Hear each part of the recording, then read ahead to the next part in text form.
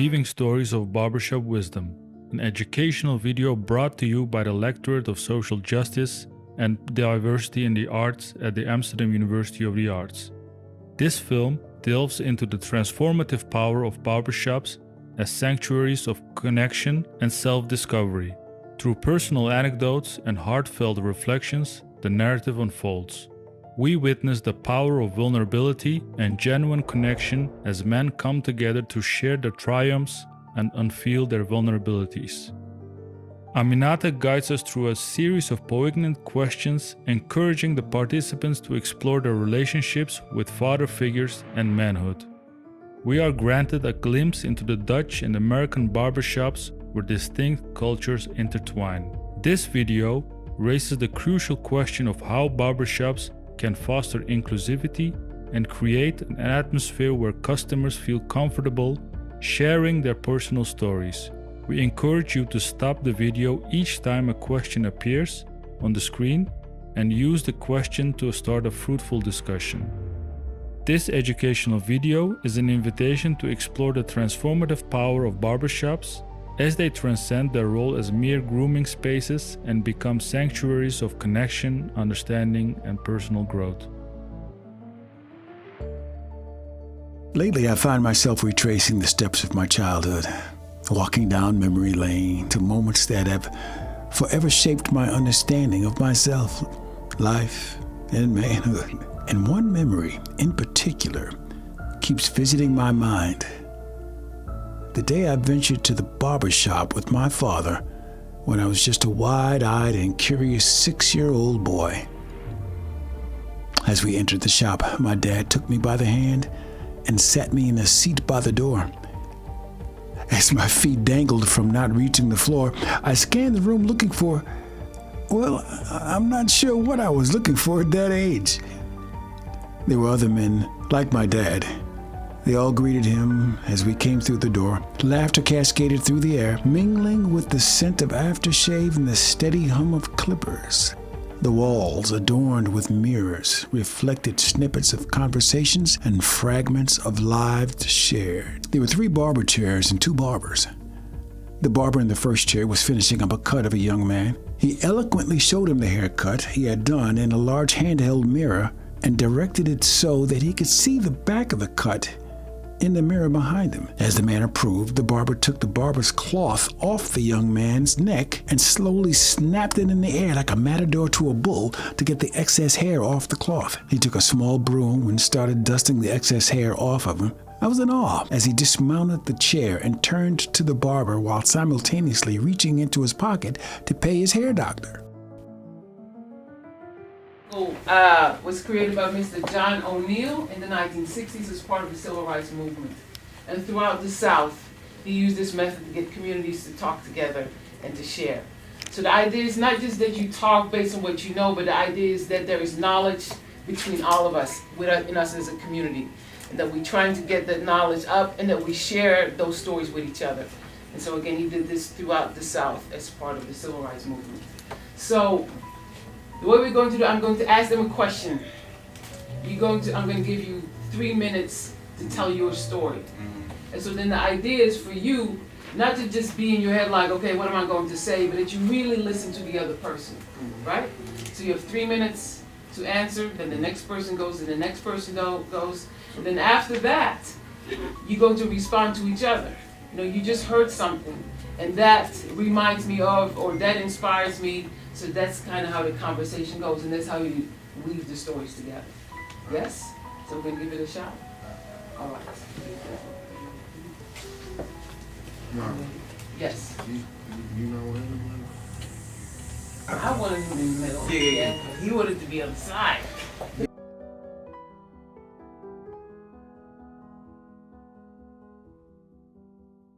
To my astonishment, as the barber's nimble fingers danced through my father's salt and pepper hair, a transformation occurred.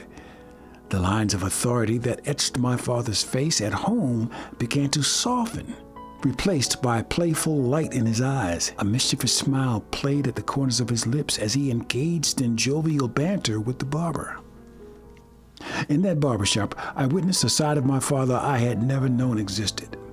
Amongst the laughter and shared tales, he shed the weight of responsibility, revealing a man brimming with wit, warmth, and deep understanding of life's ebbs and flows. The barbershop became a sanctuary where men gathered to unveil their vulnerabilities and celebrate their triumphs. That day, my perception of my father irrevocably changed. At home, he was a stern and authoritative figure. But in the barbershop, he was a beacon of laughter, friendship, and genuine connection. A father who wore his heart on his sleeve. Wat is een hele leuke herinnering die je hebt? Als je denkt aan je vader of iemand die een vaderrol in je leven speelt, wat is een leuke herinnering waar je blij van wordt?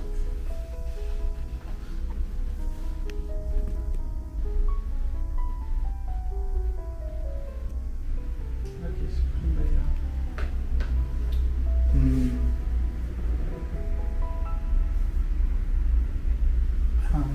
Ja, lastige vraag. Probably when I was probably about, I think maybe 10, I had an all-star football game, and me and my dad road tripped all the way down to North Carolina, played the game. It was just a fun time. Me and dad, the team, everybody just having a good time. Always a good memory. My best memory was when, I want to say I got promoted, but they allowed me to hang with the whole team. And we went to we went to the Four Seasons downtown. There was a Super Bowl, and I got to really see what real money looked like in one building. And guys from New York, California, Texas brought me in as a young man as like a part of the team, and that was like one of the best times, periods that I can remember from being with this gentleman. I'll say a fun time was when my uncle taught me how to play tennis. So there was a time I was playing a lot of sports and he just picked up tennis. So he taught me how to play tennis, and they had this like child parent tournament. We played. I lost, and I got mad and I cried. But it was really fun. Just went in and teach me, and even though I wasn't good, I would play hard. And,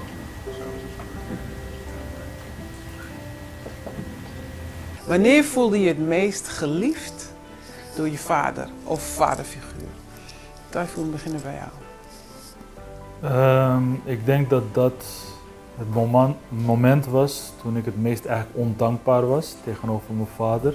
In 2009 had ik een hele depressieve periode. Ik had geen werk, ik had niks, ik was net afgestudeerd. En op een gegeven moment was ik gewoon boos op de hele wereld, op mijn familie. En praatte ik niet meer. En ik deed eigenlijk helemaal niks meer. Op een gegeven moment kon ik echt mijn zorgverzekering niet meer betalen. En toen heeft mijn vader 4 maanden lang mijn zorgverzekering betaald. En toen dacht ik van, ja wauw, ik ben zo ondankbaar, ik praat niet met jullie en toch geef je me deze liefde. Dus dat was wel het moment. Mijn vader was eigenlijk niet echt aanwezig. Hij was er wel, maar ook weer niet. En ik weet nog dat ik zelf bijvoorbeeld naar voetbal ging, naar voetbaltraining. En op een gegeven moment 1 keer is hij dan bij een training, zag ik hem opeens langs de lijn staan. En dat deed hij normaal gesproken niet. Hij zei ook verder niks, maar hij stond daar op de fiets. Dat was bijvoorbeeld een moment, of toen ik een jaar of 30 was, had hij gezegd dat hij trots was op me. Dat zijn dingen die me dan bijblijven. Omdat hij wel aanwezig was altijd, maar nooit echt een verzorgende vader type. What is something you missed from your father that you wished he would have done or that you wished he would do differently? Something that you missed. Oh shit, I can start. Yeah, so my father is he's an entrepreneur, and I didn't really know how much I missed it until I bought my first house, and I needed to have some repairs done. And my wife reminded me that the sink was dripping, and I was like, all right, I'll fix it, And I kept telling myself that I didn't want to hire anybody. I wanted to fix it myself. And I let it drip, drip, drip, and then the shower started dripping. And she was like, all right, so now the shower started dripping. And I called my uncle, and my uncle was like, well, that's an easy fix. And I was like, yeah, to those that grew up with fathers probably, but I ain't have no father. So I jumped on YouTube and I started fixing it, and then I've been able to fix things around the house. But my father, by trade, he's a mason and a carpenter. So all the skill sets that I look at my cousins that they got, they have their own business, and they renovate houses and flip houses and things like that. And I don't have that skill, so I know I missed that skill. Yeah. Tyler, what do you miss? Or you wish you would do differently?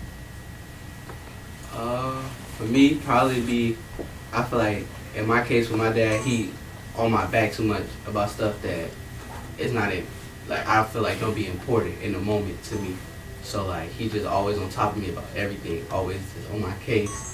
And I just be like, you can chill, like I know, like I'm not just, you know, stupid just doing nothing, like I know what I'm doing too. Let's see. I feel like it's a hard question because I feel like I don't want to say that for my biological father, I feel like I don't want to say like I miss stuff from him because I don't feel like I don't want to say like I need something from him to this day. But I feel like if I would look at our relationship that we had, like just consistency of just being there, you know, that was just it, just, you know, consistency.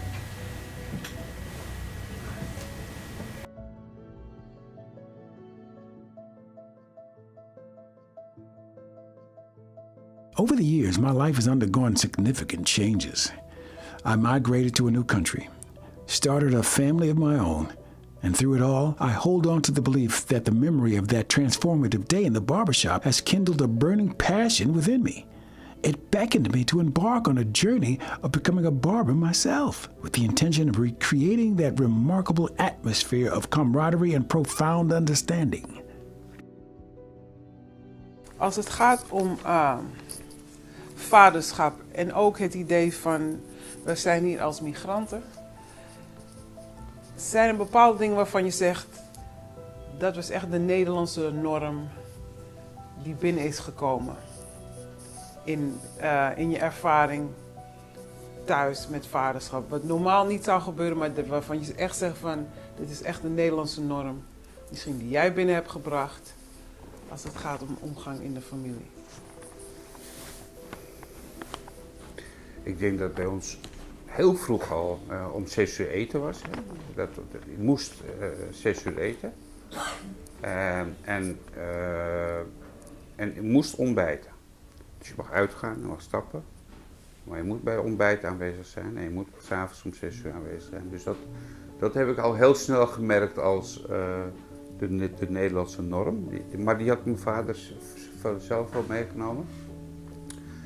En ik denk de Nederlandse norm, wat ik denk ik een beetje heb ingevoerd, is dat ik overleg voer. Dat ik zeg van, ik wil graag hierover praten, wat vinden jullie ervan? Ik denk dat dat wel iets is wat ik weinig zie binnen de Turkse gemeenschap of migrantengemeenschap. Dat er nooit vanuit het kind toe een onderwerp wordt aangesneden van laten we hierover praten. Ik wil graag een mening daarover weten. Want vaak zie je gewoon dat van bovenaf wordt bepaald waarover gesproken wordt en hoe er over gedacht moet worden. Ik zie al hoofden schudden van. Ik heb dat ook inderdaad. Ik vraag nu aan mijn kind, toen we gingen verhuizen van Amstelveen naar Aalsmeer. Toen vroeg ik van wil je op school blijven of wil je hier in Aalsmeer op school zitten? En hij wilde gewoon op zijn school blijven, dus nu moet ik een kwartier rijden. Maar terwijl er 2 minuten lopen is er een school. Dus dat zou bij mij zou dat niet zo zijn geweest. Sterker nog, toen ik ging verhuizen naar Sloterplas, toen was ik 13. Toen had ik eerst de brugklas had ik op een andere school gedaan. En ik kwam in de 2e klas op een andere school terecht omdat dat dichterbij was. Er werd mij niks gevraagd verder. Dus het was gewoon zo. Het werd bepaald. Autoritaire opvoedingsstijl. Die rol van immigratie, het feit dat je, of het nou gaat zelf komen of opa is gekomen, maar dat wij allemaal als immigrant in dit land zijn gekomen. En dat heeft ook invloed in onze ervaring. Dus ik wil even daar een vraag over stellen. Als we denken aan een verhaal binnen de familie. Wat is één ding, het grootste impact dat heeft gehad op de familie, het feit dat we in Nederland zijn gekomen? Wat is een impact van die immigratie op onze familieervaring? Nou ja, ik was heel jong toen ik naar Nederland emigreerde. Ik was 4. Ik ben in Turkije, in Izmir ben ik geboren, daar komen mijn ouders oorspronkelijk vandaan. Maar hier getogen. Mijn vader komt uit voormalig Joegoslavië, is op jonge leeftijd naar Izmir geëmigreerd. Is daar niet bepaald welkom of warm verwelkomd. We werden letterlijk gestenigd door de lokale Turken van rot op, buitenlanders, we hoeven jullie niet en zo. Uiteindelijk zijn zij nu nog nationalistischer dan de oorspronkelijke bevolking. Het kan verkeren. Ja, en een klassieke arbeidersverhaal. Dus mijn vader naar Nederland gekomen. Toen is mijn moeder ook gekomen. Ik bleef toen nog bij mijn tante. Dus als ik aan impact denk, dan moet ik hier aan denken. Mijn moeder wel eens verteld dat ik bij mijn tante verbleef. Want het idee was dat zij hier gingen werken, geld verzamelen, daar weer terug. Hè, het klassieke verhaal. En ik bleef dus bij mijn tante. En omdat zij lang wegbleven en mijn moeder kwam af en toe terug wanneer ze mij miste, dan ging ik 's nachts, liep ik bij haar weg uit haar bed, ging ik naar mijn tante, want ik zei ik wil bij mijn moeder slapen. En dat vindt ze heel pijnlijk. En ze zegt, het is een tijd, ze zegt als ik er nu aan terugdenk, hoe heb ik nou mijn kind achter kunnen laten om geld te... Nou ja, dat zijn wel dingen die je aan het denken zetten. Ik zou zoiets nooit van mijn leven doen, denk ik. En tegelijkertijd laat ook zien hoeveel ze over hadden om op te offeren uiteindelijk voor het gezin. Alleen ja, het is eigenlijk pijnlijk als je je eigen kind denkt dat je niet je moeder bent. Dus dat is wel... Ja, en uiteindelijk hebben ze daarom dus besloten om dan toch maar de kinderen, en mijn zusje was inmiddels ook geboren, een jaartje jonger, om die naar Nederland te halen. En om dan hier het leven voort te zetten en hier zich te vestigen. Ja. Een verhaal dat mijn opa, toen hij destijds hier naartoe kwam, en dat hij eerst 5 jaar hier heeft gewerkt, keihard gewerkt om dan misschien wat geld te verdienen en terug te gaan, maar hij merkte dus uiteindelijk dat het na 5 jaar toch niet lukte om alleen hier in Nederland te zijn. Heeft hij zijn gezin hier naartoe gebracht. En mijn moeder is ook op jonge leeftijd hier naartoe gekomen, dus ze was 13 of 14. En toen zij eenmaal ging trouwen met mijn vader, wilde ze eigenlijk hier niet blijven. Ze wilde terug naar Turkije en het waren ook families van elkaar, vader en moeder. Niet direct familie, maar wel een close familie. En dat is mijn moeder een beetje, hoe zou ik het zeggen? Ze had het niet leuk gevonden hier blijkbaar. Dus ze wilde eigenlijk gewoon in Turkije blijven. En mijn vader had toen samen met zijn broer een zaak. Die heeft hij dan opgezegd of hij heeft alles aan mijn oom overgelaten. Is hij hier naartoe gekomen zonder de taal te leren, zonder echt... Hij heeft hier niks kunnen opbouwen eigenlijk. Hij moest, net als bijna alle migrantenvaders, in fabrieken moeten werken. Dan kom je ook niet echt, als je de taal niet leert, kom je ook niet echt verder in de maatschappij. Dus dat heeft mijn moeder best geraakt. Dat vertelt ze wel eens zelf. Ook in die scheidingsproces kwam dat wel vaak naar boven. Ja, dat is misschien wel een impact. Niet direct, ja, indirect heeft dat wel impact gehad. En als directe impact heb ik niet. Ik ben wel na mijn basisschool een jaar naar Turkije gestuurd door mijn ouders. Ik heb nog nooit gevraagd wat echt de exacte reden was. Ik ben toen nog 13. Ik kon niet beseffen, het was voor mij een nieuw avontuur of zo. Want ik had daar ook familie. Mijn vaders kant was allemaal in Turkije. Dat heeft me wel een beetje geraakt, want ik werd wel wat gedisciplineerder of zo. Hier was ik gewoon wat deugend jongen die veel kattenkwaad uithaalde. En toen ik terugkwam, was dat gewoon veel minder. Ja. Ik heb daar echt veel meegemaakt, wat mij ook wel een beetje... Ja, hoe zou ik het zeggen? Ja, want dan heb je even gewoon geen contact met je ouders ook, op jonge leeftijd. Mijn vader dacht blijkbaar dat mijn ooms en al die familie die ik daar heb, dat ze voor mij gingen zorgen, maar dat was ook niet echt het geval. Dat hadden zij wel misschien voorspeld of zo, of ze dachten zo, maar die verhalen zijn los van elkaar, maar deze 3 momenten spelen wel mee in mijn leven. Gewoon. Dat het een heel andere wending kan krijgen als het niet zo was geweest, als mijn opa gewoon terug was gegaan. Want zijn neef, die heeft ook in Duitsland gewerkt, 5 tot 10 jaar, die is wel teruggegaan. Ze zijn groot geworden in een bepaalde business en ze runnen gewoon een fabriek nu, bij wijze van. Ze hebben wat geld gespaard, hebben ze daar wat opgestart.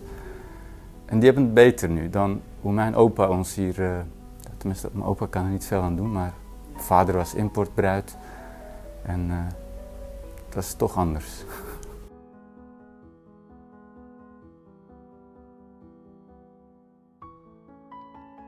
My heart's desire to establish a haven where men can gracefully shed their masks, bearing their true, authentic selves, all while being liberated from the burden of judgment. This aspiration serves as a driving force, a constant reminder of the meaningful impact such an environment can have on individuals, just as it did on me all those years ago. Tell me a fun memory about being in this particular barbershop. Tell me about a fun memory when you left and you were like, yes, I got more than a haircut that day. That's hard. Yeah, that is hard because I've been knowing him for like 14 years, and it's like we, you know, for Justin, I think for me the funnest moment is that he's gonna have you laughing, man. Like he's gonna have you going. I don't care if he is, you know, and I know Jay, man. Sometimes he has you thinking like, man, what this man? I just say that. I just say that to No his face. filter, but he has like, but that's like, you know. I'm like, okay, if I need him for real, like, but I know him though. I know him, you know, like, and then like, so I'm like, let me get to the barbershop so I give me a nice little laugh or whatever. Not knowing what it's gonna be about, but I know with Jay, he gonna have it. You know what I'm saying? If we side talking about somebody, you know what I'm saying? But that'll be my moment, just knowing that I'm gonna get a good laugh out of it. Oh man, it's a twofold, you know. It's a twofold. When you walk through that door, you're gonna expect so much. Sometimes that can piss you off, man. But because he'll strike up something that he know that's gonna affect you or have you doing something. But no, that too allows you space and time. Man, I had to call him one time and just thank him for having the space to allow you to come in and relax, or you to come in and create a conversation, because the content has definitely a big intent on things outside of the barbershop family. Like my wife is like, "What you going up there to get your therapy?" You know what I'm saying? You know, but it's what is good. You know, the conversations go a long way. My best memory, when we get into it, we don't talk every day, right? But the moment we talk, I mean, it'd go for like 30, 40 minutes, man. But I think one of the fondest memories we had, and I guess we had a person, I'm not gonna say the person's name, they rap or whatever, and they're like 40 years old. And he's talking about how many celebrities he met and all this other stuff. And I don't know, man. I just looked at him, was like, man, like, you really telling this dude that while you cutting my hair and he going in out the barbershop? So I don't know, man. Dude, he just say what's on his mind, and we're yeah, like I say. Wow. All right. So the funnest moment with me in this barbershop was when I got an opportunity to bring back the character that I created for the barbershop. And that was right after COVID. When I walked back in here after COVID, it was something special. I had been away from here for almost 2 years. And I noticed when I walked back in here that no laughter, no anything. It was like, man, it felt like the presence was gone. So the funnest moment was when I seen everybody walk back in here after the first time after COVID, and we started back live like we hadn't been through COVID. That was the funnest moment for me, was to see everybody else enjoy the character that I created just for the shop.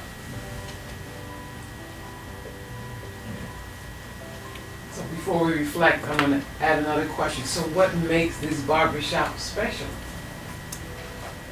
That you can walk in that door and just be you. You know, no judgment. You know, you can just lay it all out. That's what's special, because like my man said, it's a safe haven. You know, and as black men, that's very important for whoever that need it, actually. But you know, here, like I feel very comfortable coming here, and he know, you know, I won't probably say a lot, but I take in a lot, and that's what's important for me. It's important to having a place like this where you can come and lay it all out, and you know, we might throw a joke here and there, but at the end of the day, you know, it's safe with us. I believe the communication and conversations. You know, again, like you say, you come in and you may not know an individual, but you're listening to some things that they have went through that can help you not only in a relationship but your personal being. So it's the numerous conversations that you listen to and be a part of. Let me put it differently to you. What do you do to make this place special? Just when I was prepared to answer. Yeah. So one of the things that the character that I had developed while being in this shop and just for this shop, the character allows this room to be filled with fantasies, flaws, and family. So this room is filled with, I don't stop people from saying whatever they come in, they can tell me whatever they want to be. I say, what'd you do this weekend? It's like, oh bro, I did out. And I'm sitting there like, I might shoot somebody that look like bro. But I never tell him. I always turn it back to the mirror. And I'm like, bro, you did what now? Like he was saying, rapper. And you know, I had Giuliani's and he tried to kill the man's dreams. And I'm like, hold on, man. You having 50 Cent did what? And he like, oh yeah, Jeezy. Oh, he said, yeah, Jeezy, he shook my hand. And I'm like, okay, I guess you and all the ladies was happy. you know, and everybody else was laughing. So I let everybody live their fantasy. I protect people and make them feel safe within their flaws, and we create a family. You know, so that's what I say. You know, fantasy, flaws, and family. Yeah. So that's to me.